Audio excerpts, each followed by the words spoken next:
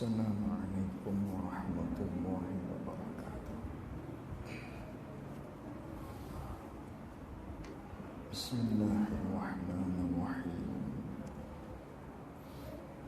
Alhamdulillahi rabbil alamin. Wassalatu wassalamu ala asyrafil anbiya'i wal mursalin. Sayyidina wa maulana Muhammadin sallallahu alaihi wasallam. Allahumma arina al-haqqa haqqan warzuqna ittiba'ah, wa arina al-batila batilan warzuqna ijtinabah. Allahumma faqihna fid din wa 'allimna ta'wilih. Allahumma faqihna fid din wa 'allimna ta'wilih. Allahumma faqihna fid din wa 'allimna ta'wilih. Allahumma nawwir qulubana bi nuri hidayatika kama nawwartal arda bi nurika syamsika abadan abada. Bi rahmatika ya arhamar rahimin. Rabbi shrah li sadri wa yassir li amri wahlul 'uqdatam min lisani yafqahu qawli. Allahumma shalli wa sallim ala sayyidina wa maulana Muhammad.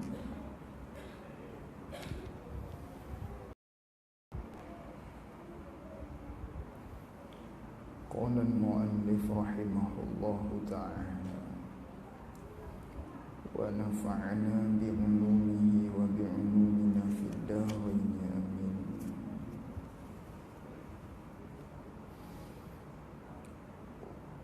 Wassalatu wassalamu ala turjumani uluhiyyatihi wa dalili wahdaniyatihi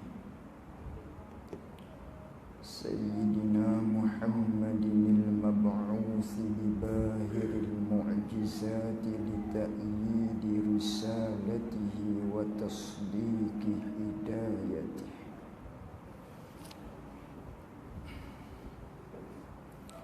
Dan rahmat dan sejahtera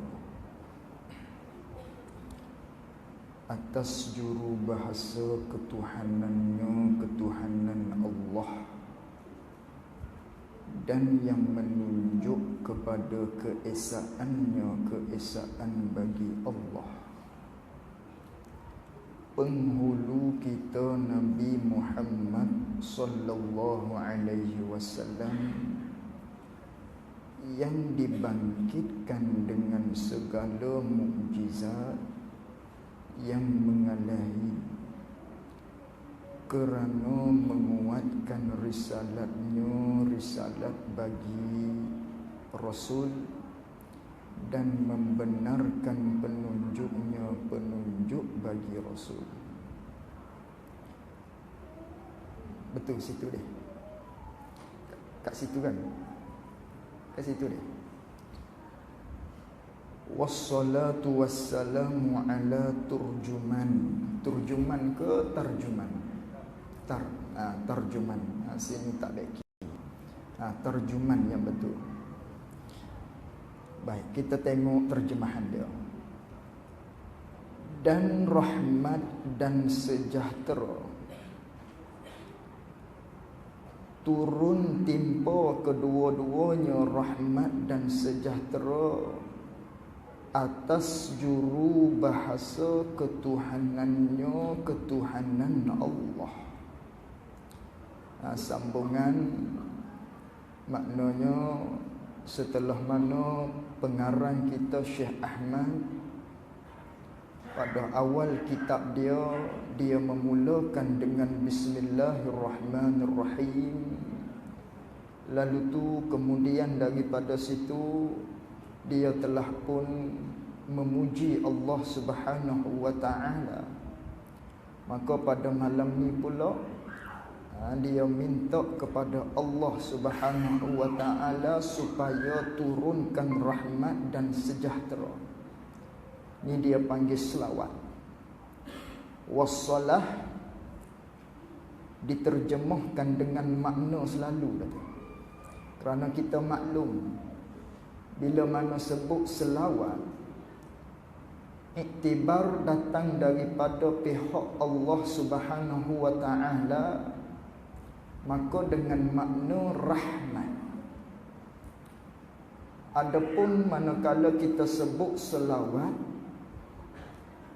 iktibar daripada pihak malaikat, maka yang ni dengan makna istighfar, minta ampun.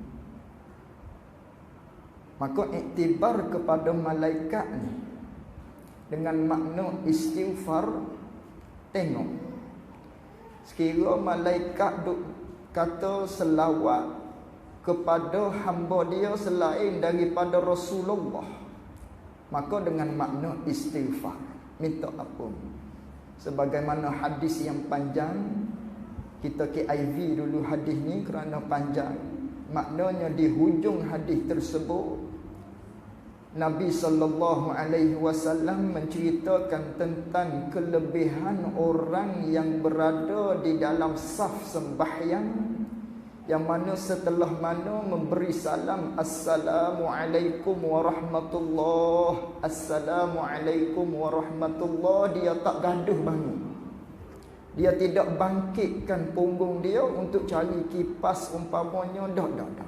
Dia masih duduk dalam keadaan dia duduk sembahyang tadi.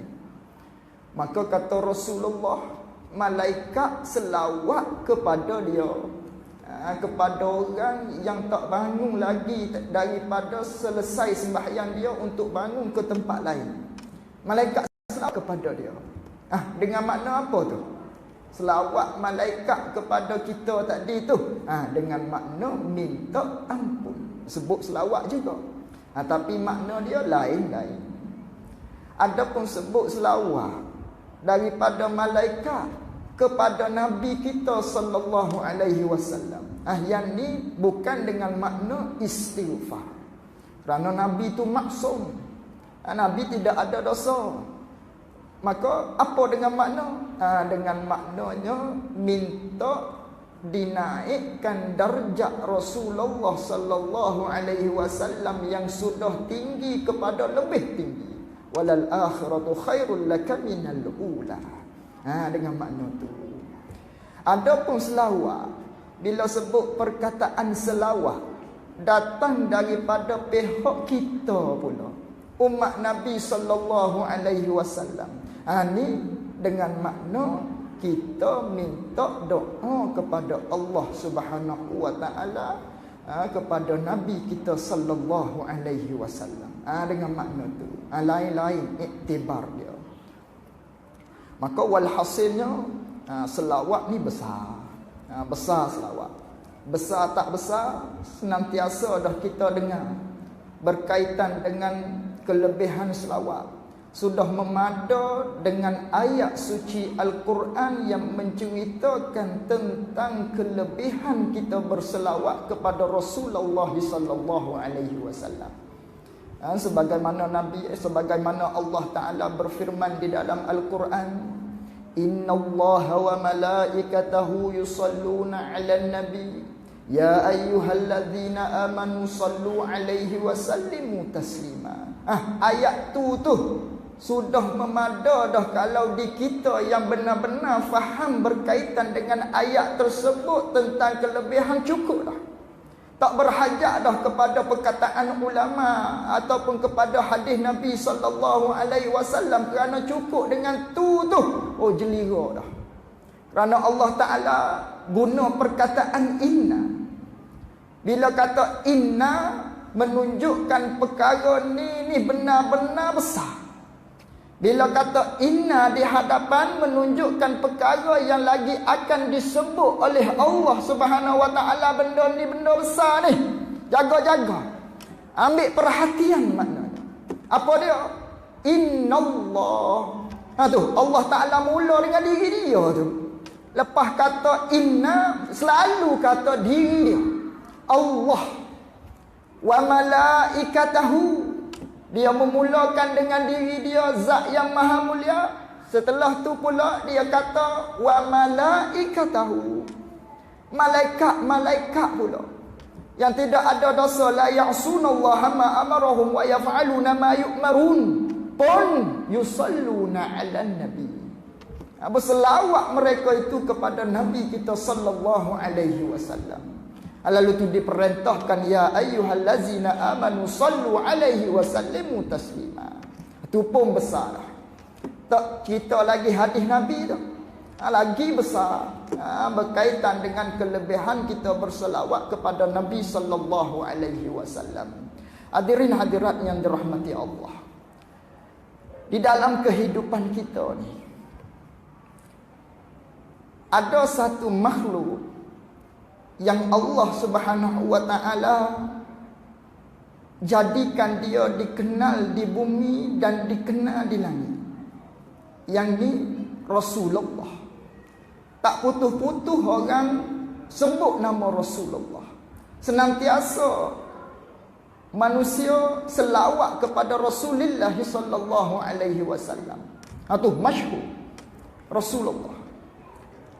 Ada juga yang keduanya golongan makhluk Allah di muka bumi ni, dia hanya terkenal masyhur dianya di dunia sahaja. Sebaliknya di langit tak dikenal. Di dunia orang kenal dia. Dia ada pangkat datuk umpamanya. Dia wakil rakyat umpamanya, orang kenal dia. Tapi penduduk langit tak kenal dia. Itu ada satu jenisnya begitu. Ada juga satu jenisnya dikenal di langit. Oleh penduduk langit dikenali dia. Masyhur nama dia, disebut-sebut nama dia. Tapi di bumi dia tidak dikenali oleh mana-mana pun. Melainkan sahabat dia, keluarga dia, itu saja. Orang lain tak kenal dia. Tapi penduduk langit masyhur nama dia, disebut-sebut selalu. Maka golongan yang ketiga ni kita kena gebuk dia dengan melakukan ibadat kepada Allah Subhanahu wa taala. Walaupun nama kita tidak masyhur di bumi, orang tak kenal kita, biar kita dapat kemasyhuran di penduduk langit dengan melakukan ibadat kepada Allah. Di antara salah satunya bakti kita kepada kedua ibu bapa. Tengok Uwais Al-Qarni, orang tak kenal dia, tapi penduduk langit kenal, masyhur nama dia, harum nama dia.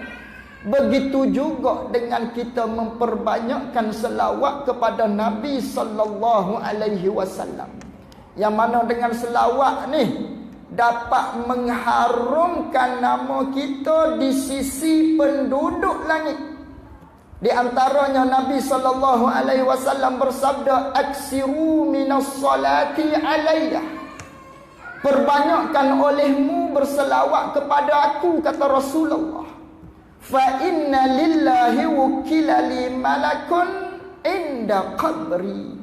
Sesungguhnya Allah Ta'ala mewakilkan kepadaku di sisi kubur, kata Rasulullah, fa iza shalla alayya rajulun min ummati.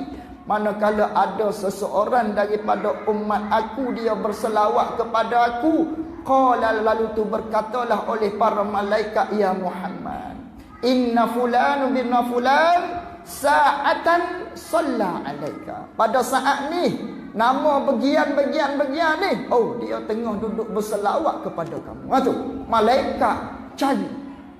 Nabi sallallahu alaihi wasallam kenal nama serta pak dia kenal. Nama siapa dia? Ibrahim umpamanya, bin Abdullah. Dia tu tengah berselawat kepada aku. Siapa yang menyampaikan? Malaikat.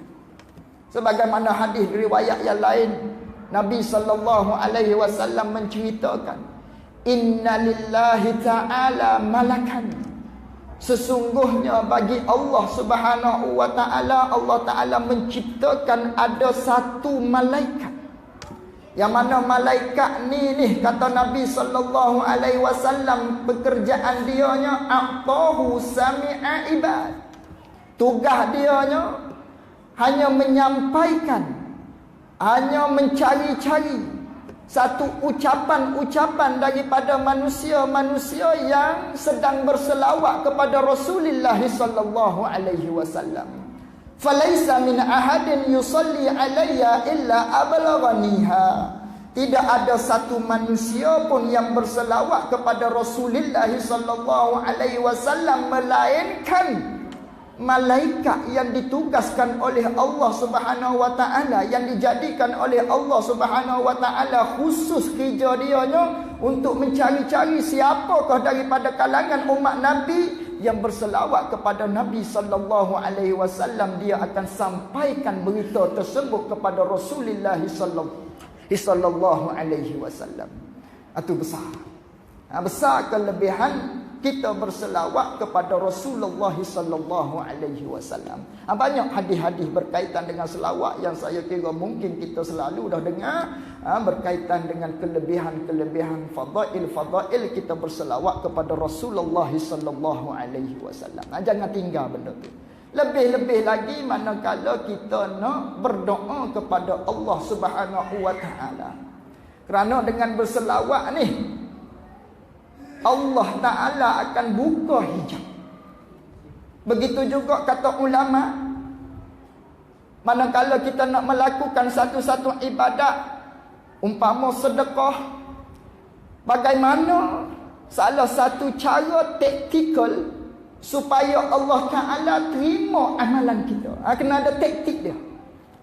Kena mulakan dengan selawat kepada Nabi sallallahu alaihi wasallam, serta akhiri dengan selawat kepada Nabi sallallahu alaihi wasallam. Insya-Allah amalan kita tadi tu diterima oleh Allah Subhanahu wa taala. Kerana apa? Kerana selawat satu ibadah yang Allah Taala pasti akan terima benda tu. Manakala begitu kita kapit perkara ibadat yang kita nak buat tadi tu dengan selawat kepada Nabi sallallahu alaihi wasallam, sepastinya dengan ibadat di tengah-tengah tadi tu pun diterima oleh Allah Subhanahu wa taala. Ini datang riwayat daripada Nabi sallallahu alaihi wasallam menceritakan tentang mereka yang berselawat ketika mana berdoa, Allah Taala terima doa dia. Nabi sallallahu alaihi wasallam bersabda, "Ma min du'ain illa bainahu wa bainas samai hijab." Kata Rasulullah, tidak ada satu doa pun melainkan di antara orang yang sedang berdoa tadi itu dengan langit itu ada dinding dia, ada hijab, ada penghalang. Hatta yusalli alayya, sehinggalah seseorang tersebut dia berselawat kepada Rasulullah sallallahu alaihi wasallam. Manakala dia berdoa, dia berselawat kepada Rasulullah sallallahu alaihi wasallam, fa iza sulliya alayya in kharaqa zalikal hijab wa rufi'at du'a. Manakala seseorang yang berselawat ketika mana dia berdoa kepada Allah Subhanahu wa taala, hijab pada saat tersebut akan menjadi carik, akan menjadi terkoyak. Segala sekatan-sekatan ataupun hijab-hijab di antara kita dengan langit tadi ada dinding, manakala kita berselawat carik, terkoyak habis, cabut habis hijab-hijab tadi, dan diangkat doa orang tersebut ke langit. Isyarat kepada doa tersebut manakala seseorang yang dia selawat kepada Rasulullah ketika dia berdoa, doa tersebut diterima oleh Allah Subhanahu wa taala. Ini besar. Besarnya kelebihan kita berselawat kepada Rasulullah sallallahu alaihi wasallam. Lagi pula tanda cintanya kita kepada Rasulullah sallallahu alaihi wasallam. Itu panggil selawat. Jadi selawat ni ada ketiga tadi.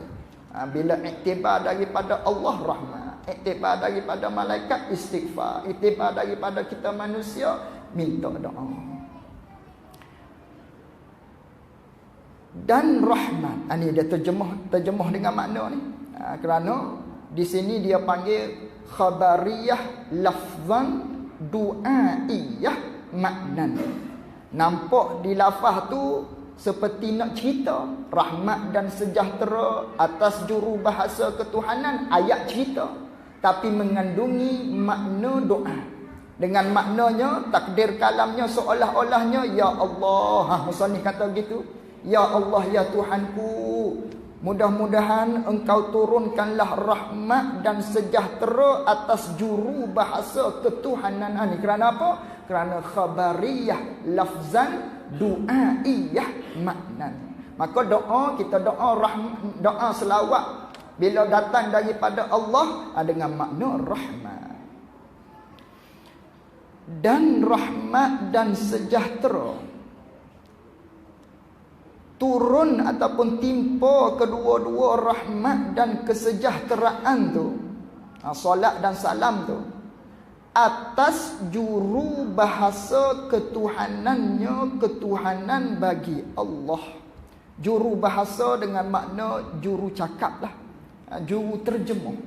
Seperti kita dengar berita TV2, berita India tak main umpamanya, berita Cina, tak faham kita orang Melayu, ada juru dia tu bawah tu, ada juru terjemuh, atau kalau orang bisu dia ada juru terjemuh dia. Ini pun sama. Dengan maknanya Al-Quran datang daripada Allah Subhanahu wa taala. Maka sudah pun kita maklum, manakala Al-Quran ni kalamullah, maka diturunkan Al-Quran kepada Nabi sallallahu alaihi wasallam di dalam beberapa peringkat. Maka Al-Quran ni sebagai panduan hidup setiap umat, setiap umat Nabi sallallahu alaihi wasallam. Maka daripada manakah yang menterjemahkan kalam Allah Subhanahu wa taala kepada kita hamba Allah Subhanahu wa taala daripada kalangan umat Nabi sallallahu alaihi wasallam? Juru bahasanya ialah Nabi kita sallallahu alaihi wasallam. Atau panggil juru bahasa ketuhanan. Nabi lah yang memberitahu kepada kita tentang Allah Taala tu satu dan sebagainya. Dan rahmat dan sejahtera turun kedua-duanya, rahmat dan sejahtera tersebut atas juru bahasa ketuhanannya, ketuhanan Allah. Dan yang menunjuk, yakni dan atas orang yang menunjuk, atas orang yang memberitahu, atas orang yang mengajak, yang menyeru kepada keesaannya, keesaan Allah. Orang yang mengajak, yang menyeru kepada keadaan Allah Ta'ala tu satu tu. Siapa dia tu? Siapakah juru bahasa Tuhan? Siapakah yang mengajak kita, yang menyeru kita tentang Allah Ta'ala tu satu dan sebagainya? Badal dia panggil. Penghulu kita, iaitulah pemimpin kita. Badal lagi, siapakah penghulu kita tu? Nabi Muhammad sallallahu alaihi wasallam. Pengarang kita minta doa kepada Allah Ta'ala supaya Allah Ta'ala turunkan rahmat dan sejahtera kepada penghulu kita Nabi Muhammad sallallahu alaihi wasallam. Penghulu tu Arab sana tu Sayyidina. Maka kena jaga-jaga. Bila sebut Sayyidina, baca biar betul. Terkadangnya jadi Melayu dah kita. Sayyidina. Kalau baca Sayyidina tak ada maksud. Bukan maksud pemimpin. Bukan dimaksudkan dengan ketua, tidak. Penghulu, tidak. Kalau Sayyidina kena kepada permainan kanak-kanak tu. Mene Sayyidina tu. Yang mana kita lepas dadu, lepas buah dadu, bergeraklah. 6 contohnya. 1, 2, 3, 4, 5, 6. Sampai-sampai di Shah Alam. Tak ada puncak alam dalam tu, tak ada. Ada Shah Alam, Kota Baru ada, Johor Baru ada. Tu Sayyidina tu. Sekira kita baca Sayyid, kita baca ya tadi tu, kita matikan dia. Dah salah bacaan. Naknya Sayyidina. Dia tadi tu ada sabdu baris bawah Sayyidina. Barulah ada maksud. Ni semua bukan bid'ah dan sebagainya, tidak. Ni semua datang daripada hadis Nabi sallallahu alaihi wasallam. Dan rahmat dan sejahtera atas juru bahasa ketuhanannya dan yang menunjuk kepada keesaannya, keesaan Allah. Siapa tu juru bahasa dan yang menunjuk kepada keesaan Allah, penghulu kita Nabi Muhammad sallallahu alaihi wasallam. Yang dibangkitkan, sifat bagi Nabi itu yang dibangkitkan, yang ditabalkan menjadi Rasul. Dibangkit, kita Melayu lagi, dibangkit tu Melayu dah, Melayu lagi, yang ditabalkan jadi Rasul, ataupun yang dilantik jadi Rasul oleh Allah Subhanahu wa taala, ataupun yang diutuh oleh Allah Subhanahu wa taala jadi Rasul, itu yang dibangkitkan. Yang dibangkit, sifat bagi Rasul lagi, dengan segala mukjizat, yakni dengan dianugerahkan oleh Allah Subhanahu wa taala, diberi segala mukjizat. Diberi beberapa mukjizat oleh Allah Subhanahu wa taala. Ini Nabi. Manakala begitu, akidah kita ahli sunnah wal jamaah tak sama dengan Mu'tazilah. Adapun di sisi Mu'tazilah, beri mukjizat, anugerahkan mukjizat kepada salah satu daripada kalangan Nabi, ataupun bagi mereka-mereka yang menjadi Nabi dan Rasul, adalah wajib bagi dia. Mesti. Satu tekanan oleh Allah Subhanahu wa taala. Bila seseorang tu jadi Nabi, bila seseorang tu jadi Rasul, wajib bagi Allah Subhanahu wa taala beri mukjizat kepada seseorang tersebut. Adapun ahli sunnah wal jamaah, beri mukjizat kepada Nabi dan Rasul harus saja. Harus. Tak wajib bagi Allah untuk beri mukjizat kepada Nabi dan Rasul. Tak harus. Apa ni? Tak wajib. Harus saja. Tak sama dengan Mu'tazilah. Ini perbahasan dia di belakang sana. InsyaAllah kita akan lalu dia. Lagi pula manakala beri mukjizat kepada Nabi sallallahu alaihi wasallam, bukanlah dengan makna diberi semua mukjizat. Dah, kadang-kadangnya Allah Taala tak beri mukjizat, kadang-kadang. Sebagaimana ada satu cerita orang kafir Quraisy, dia kata kepada Rasulullah, "Ya Rasulullah, cuba mu tunjukkan sesuatu mukjizat yang ada padamu sekarang ni." Tapi manakala orang Quraisy, kafir Quraisy tadi minta supaya Nabi SAW tunjukkan ketandaan dia sebagai Rasul, tak, Allah Ta'ala tak beri. Bukan dengan maknanya mukjizat ni Allah Ta'ala beri ke semua kehidupan Rasulullah SAW, tidak. Ada kadang-kadang Allah Ta'ala beri kepada Nabi, ada kadang-kadang peristiwa-peristiwa yang Rasulullah SAW tidak diberi mukjizat. Mukjizat ni amrun khariqun lil adat. Satu benda yang mencari adat. Maka benda yang mencari adat ni, iktibar daripada Nabi dan Rasul, panggil mukjizat. Iktibar daripada orang yang soleh, orang yang buat ibadat, panggil karamah. Iktibar kepada orang bukan beriman kepada Allah Subhanahu wa taala, dia panggil sihir. Itu beberapa kategori dia. Yang dibangkitkan oleh Allah Subhanahu wa taala jadi Rasul tadi itu, serta diberikan, dianugerahkan oleh Allah Subhanahu wa taala dengan segala mukjizat, yakni diberi dengan beberapa mukjizat. Segala tu isyarat pada kata jamak lah, banyak. Ada beberapa mukjizat, banyak mukjizat diberikan oleh Allah Subhanahu wa taala kepada Nabi dan Rasul. Sifat bagi mukjizat tu pula yang mengalahi, yakni yang boleh mematahkan orang lawan dia, atau panggil yang mengalahi, yakni yang boleh mematahkan orang lain, atau panggil mukjizat yang mematahkan, yang mengalahkan. Manakala keluar mukjizat tersebut di Nabi dan Rasul, orang lain kalah belaka. Sebagaimana mukjizat Nabi Isa alaihi salam, di antaranya pada zaman tersebut, zaman yang masyhurnya terkenal dengan zaman perubatan yang sangat hebat. Manakala begitu sesuai dengan zaman Nabi Isa, Allah Ta'ala beri mukjizat kepada Nabi Isa alaihi salam dapat menghidupkan orang mati. Dapat menghidupkan orang mati. Bukan sekadar hidup mati balik, tidak. Hidup tu hidup dengan beranak dan sebagainya. Tu zaman tersebut hebat perubatan dia. Siapa yang boleh mengalahkan Nabi Isa alaihi salam, boleh menghidupkan orang mati. Banyak mukjizat-mukjizat yang mengalahi akan lawan dia. Maka dalam banyak-banyak mukjizat Nabi sallallahu alaihi wasallam lah yang paling hebat daripada kalangan nabi-nabi, rasul-rasul yang lain. Kerana apa?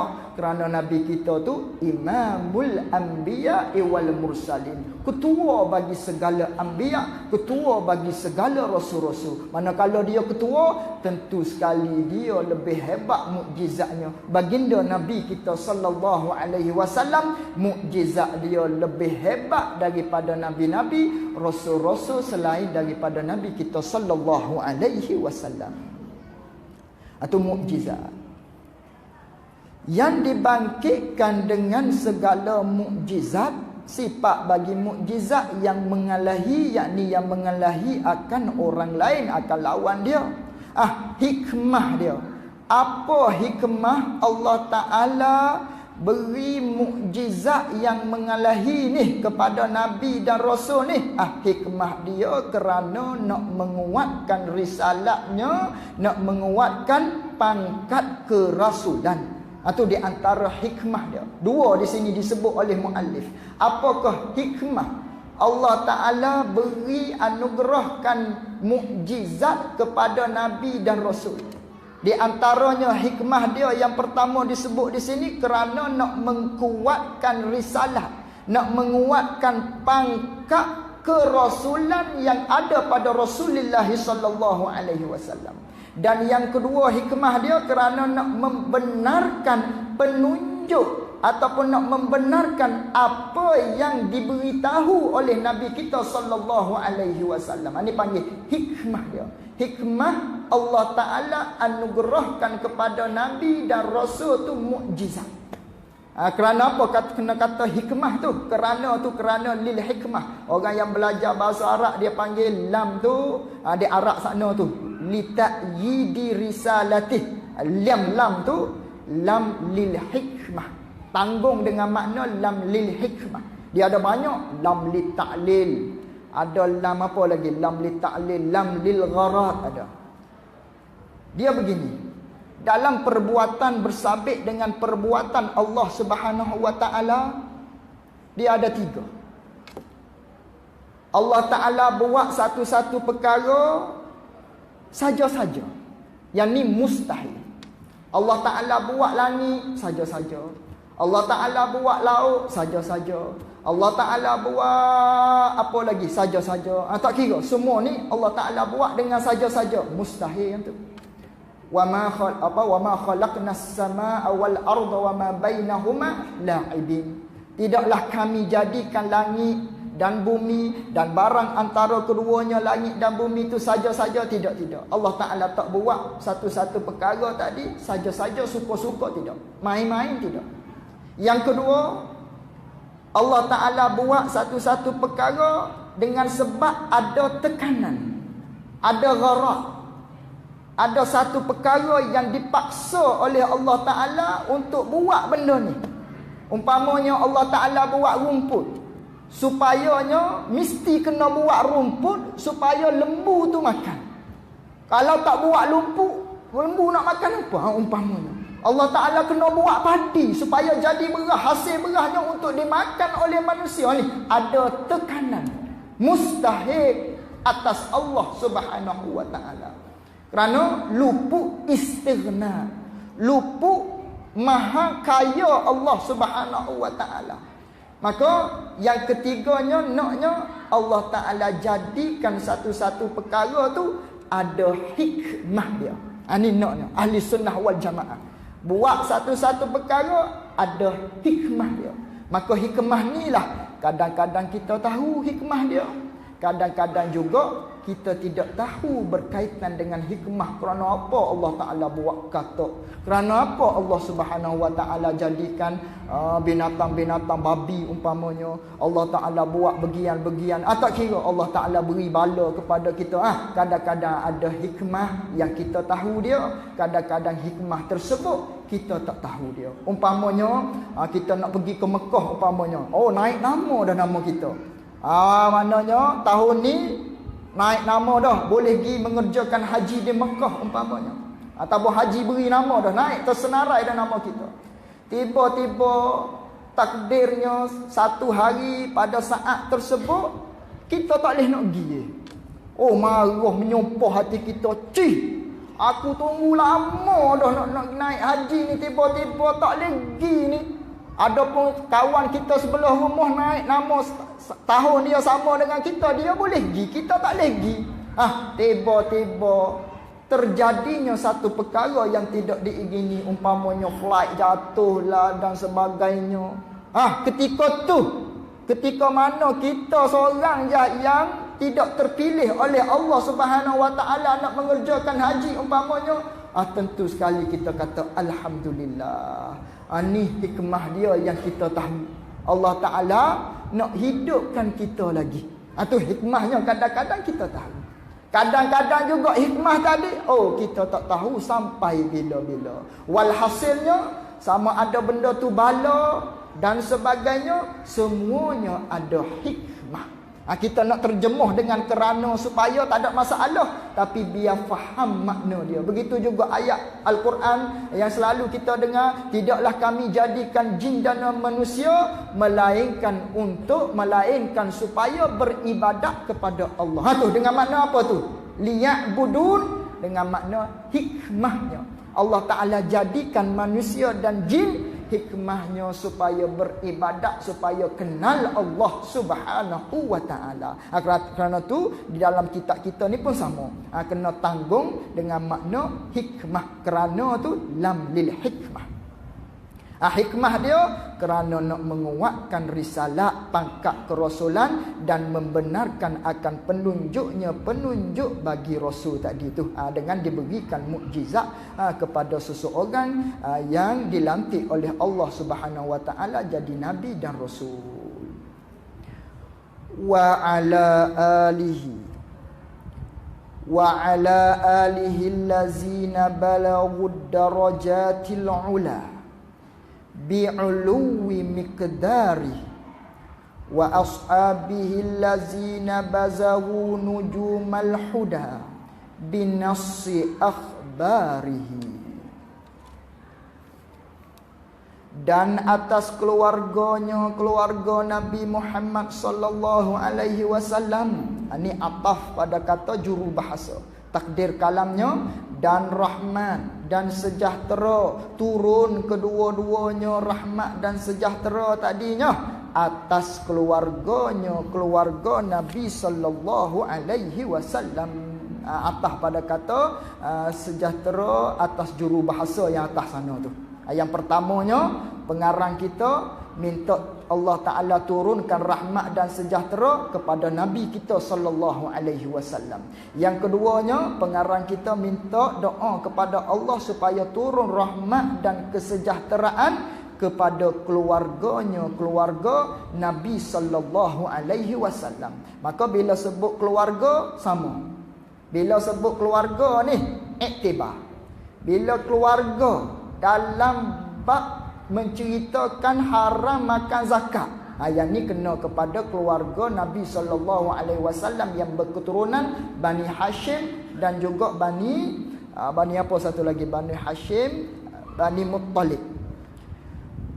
Manakala sebut keluarga dalam bab puji, kena kepada kullu mukminin taqiyyin, tiap-tiap orang yang beriman kepada Allah yang bertakwa.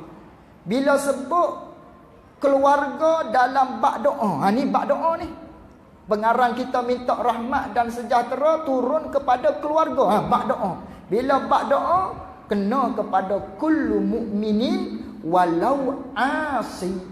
Tiap-tiap orang yang beriman kepada Allah walaupun hamba Allah yang beriman tadi tu buat perkara-perkara yang dosa sekalipun, dia ada dosa dia masuk juga di dalam maqam doa keluarga Nabi sallallahu alaihi wasallam. Kerana apa kata ulama? Kerana orang yang banyak dosa tadi tu, yang beriman kepada Allah yang banyak dosa, lebih-lebih lagi lah dia berhajat kepada doa orang untuk mengampunkan dosa dia dan beri rahmat kepada dia. Kerana dia banyak dosa ni. Maka oleh kerana itulah bila sebut keluarga termasuk juga orang yang beriman, walaupun dia tu banyak melakukan dosa maksiat kepada Allah Subhanahu wa taala. Maka masuk dengan kita-kita lah dalam doa ni. Bila kalau kita berhenti setakat tu. Dan turun rahmat dan sejahtera tadi tu atas keluarganya, keluarga Nabi sallallahu alaihi wasallam, masuk dengan kita-kita. Yang sampai sifat bagi keluarga, yang ni tak masuk kita dah lah. Yang sampai mereka itu keluarga Nabi sallallahu alaihi wasallam tu sampai kepada beberapa pangkat yang tinggi.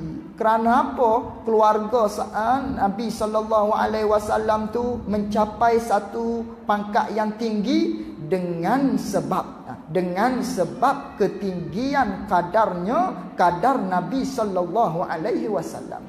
Manakala darjat Nabi itu tinggi, sayyidul, maknanya afdalul makhluk, semulia-mulia makhluk, maka keluarga Nabi, keturunan Nabi pun turut mulia juga. Kerana apa? Kerana kedudukan Rasulullah sallallahu alaihi wasallam. Keturunan dia pun turut mulia juga. Sebagaimana kita lah, misalnya kita ni anak tok guru umpamanya, kita ni anak tok wakil umpamanya, orang akan pandang dia tadi tu oleh kerana ayah dia tu tok wakil, kerana ayah dia tu tok bila, kerana ayah dia tu tok imam, kerana ayah dia tu tok guru dan umpamanya, anak dia pun turut jadi mulia juga. Diangkat darjat dia juga lantaran daripada kemuliaan kedudukan seorang ayah tadi. Begitu jugalah keluarga Nabi sallallahu alaihi wasallam, anak keturunan dia menjadi mulia kerana pangkat Nabi sallallahu alaihi wasallam yang mulia di sisi Allah Subhanahu wa taala. Dan segala taulannya, sikit lagi. Dan segala taulannya, taulan Nabi Muhammad sallallahu alaihi wasallam. Ni pun ataf pada kata juru bahasa ketuhanan. Maknanya yang pertama, pengarang kita minta Allah Ta'ala turunkan rahmat dan sejahtera kepada Nabi kita. Yang kedua, minta rahmat dan sejahtera turun kepada keluarga Nabi. Dan yang ketiga, yang terakhir sekalinya, pengarang kita minta supaya Allah Ta'ala turunkan rahmat dan sejahtera kepada segala taulannya, taulan Nabi sallallahu alaihi wasallam. Siapa taulan Nabi ni? Sahabat Nabi. Taulan maksudnya sahabat. Maka bila sebut sahabat, pada lurah percakapan kita orang Melayu, kawan yang rapat. Bila kita berjumpa seseorang berselisih, nama apa weh? Nama Muhammad. Tak apa. Sekali tu yang kita bertemu dengan dia. Orang apa tanya kita, mu kenal ke orang tu? Kenal tadi, baru temu lah tadi. Saya mu kau, kawan kau ke, taulan engkau ke, sahabat engkau ke? Tidak. Tapi kenal. Tu, panggil sahabat di kita tu, maknanya kalaulah sekali selisih begitu, tak, walaupun kenal nama, tak panggil sahabat lagi. Sahabat ni kawan karib. Tu di kita lurah Melayu kita bila sebut sahabat begitulah. Sebaliknya bila sebut sahabat di dalam Quran, di dalam kitab-kitab, dengan maknanya man ijtama'a binabiyyina Muhammadin sallallahu alaihi wasallam mu'minan bihi ba'dal bi'sati fi mahalli ta'arrufin bi an yakuna ala wajhil ard. Maknanya bila sebut sahabat Nabi, yang dimaksudkan pada istilah ialah mereka-mereka yang bertemu dengan Rasulullah, yang berjumpa dengan Nabi sallallahu alaihi wasallam, walaupun pertemuan tersebut sekali saja, panggil sahabat dah. Tapi syaratnya mesti orang yang bertemu dengan Nabi SAW, walaupun sekali saja, walaupun mata dia buta tak nampak Nabi, tapi dia berhimpun dengan Nabi, syaratnya mesti dia orang yang beriman kepada Allah Subhanahu wa taala. Panggil sahabat. Sebaliknya dia bertemu dengan Nabi SAW tapi tidak beriman kepada Rasulullah sallallahu alaihi wasallam, seumpama Abu Jahal dan sebagainya, tak dipanggil dengan sahabat, tak panggil taulan, tak panggil kawan Rasulullah.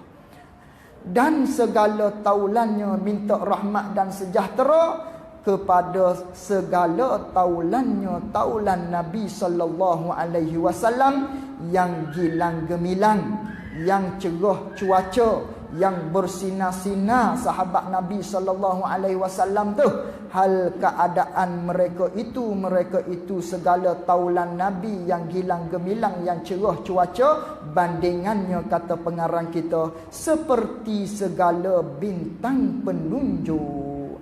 Dia kata sahabat-sahabat yang cerah cuaca ni seperti bintang penunjuk.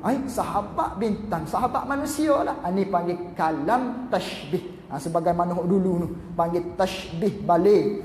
Sahabat diibaratkan, ditashbihkan, diserupakan seperti bintang. Kerana apa? Kerana sahabat-sahabatlah manakala Rasulullah sallallahu alaihi wasallam wafat, meninggal dunia, maka sahabatlah yang memberi penunjuk, yang menjadi maknanya meneruskan perjuangan Rasulullah sallallahu alaihi wasallam. Manakala mereka yang hidup selepas daripada Rasulullah bertemu dengan sahabat-sahabat yang hidup dia tanpa iman, maka sahabatlah yang berdakwah. Maka sahabat berdakwah, dia masuk Islam. Maka sahabat tadi tu penunjuk kepada orang yang sesat tadi. Maka umpama begitu juga bintang. Manakala orang yang berada di tengah laut sesat dia, mana ni tempat dia nak tuju ni, dia kena tengok bintang. Bintanglah yang akan menunjukkan dia manakala dia berada di dalam kesesatan. Begitulah sahabat-sahabat Rasulullah sallallahu alaihi wasallam yang memberi penunjuk kepada mereka-mereka yang sesat, yang hidup selepas daripada kewafatan Rasulullah sallallahu alaihi wasallam. Itu panggil tashbih balik. Misal kita kata beginilah, kita nak marah kepada seseorang, kita kata mu ni seperti syaitan. Tu kita menserupakan orang tadi kerana jahat sangat tu seperti syaitan. Tu tak mahal lagi tu ayat tu. Kata lagi mu ni setan. Tu tak ada seperti dah tadi. Engkau seperti syaitan, lembut lagi tu. Ni mu syaitan. Tu lebih teruk. Tashbih balik. Ni pun sama. Dia kata sahabat, hal keadaan mereka itu sahabat segala bintang penunjuk, tidak ada seperti. Itu tashbih balik. Sahabat ni bintang.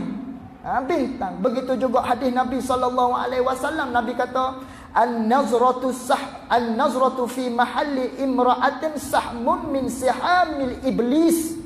Rasulullah sebut orang yang melihat dengan satu pandangan terhadap mahalli imra'atin, yang melihat kepada bentuk tubuh seseorang perempuan, ialah anak panah beracun daripada panah syaitan, kata Rasulullah sallallahu alaihi wasallam. Lihat perempuan, anak panah beracun, yakni seperti anak panah yang beracun. Itu tashbih balik, nak menceritakan kepada kita orang yang melihat kepada tubuh wanita tadi tu, mudarat dia cepat, seperti panah yang beracun. Kalau kata panah tadi, manakala kita pam dia kena kepada seseorang, shooting kepada seseorang, kena molek, mati. Itu bahaya dah tu, walaupun tak beracun. Yang ni Nabi kata beracun, lebih mudarat daripada panah yang tak beracun. Manakala kita lihat tubuh wanita, mudarat dia seminggu duk tengok sekali tu, seminggu tu ingat Allah comelnya perempuan tadi, Allah comelnya. Tu mudarat manakala seseorang lelaki dia memandang kepada tubuh wanita tadi. Itu Nabi larang supaya kita jangan tengok kepada wanita. Itu tashbih balik dia balik. Kata Nabi SAW sebagai penunjuk, kata sahabat tu ialah penunjuk segala bintang, dengan nas sabdanya, sabda Nabi SAW. Mana nas sabdanya? Nabi sebut di dalam satu hadis, ashabi kan nujum bi ayyi muqtadaitum ihtadaitum. Sahabat-sahabat aku ni, kata Rasulullah, bermula para sahabat aku seperti bintang. Bi ayyi muqtadaitum ihtadaitum. Manakala kamu ikut salah seorang daripada sahabat aku, kata Rasulullah, kamu akan dapat petunjuk daripada Allah Subhanahu wa ta'ala. Wallahu a'lam. Wa ba'du fahazihi risalatun. Cukup dulu sekarang.